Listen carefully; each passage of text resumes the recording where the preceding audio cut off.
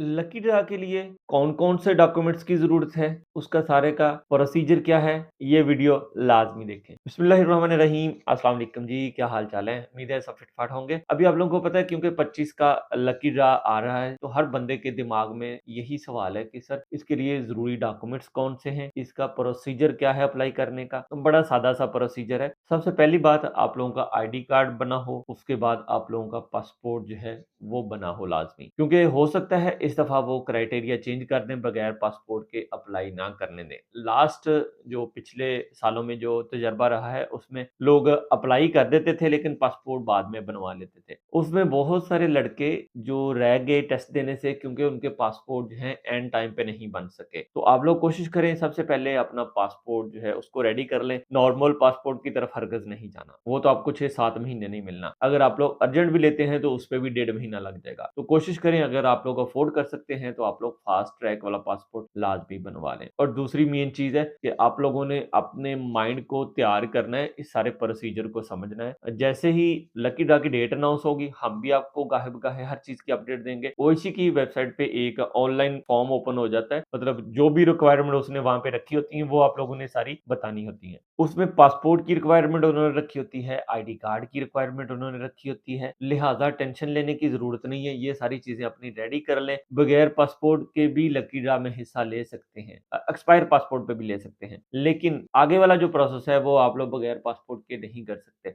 लिहाज़ा सारी चीज़ों को रेडी रखें। अल्लाह पाक आप सबके लिए आसानियाँ पैदा करे, आप सबको कामयाब करे। थैंक यू, जज़ाकल्लाह, अल्लाह निगहबान।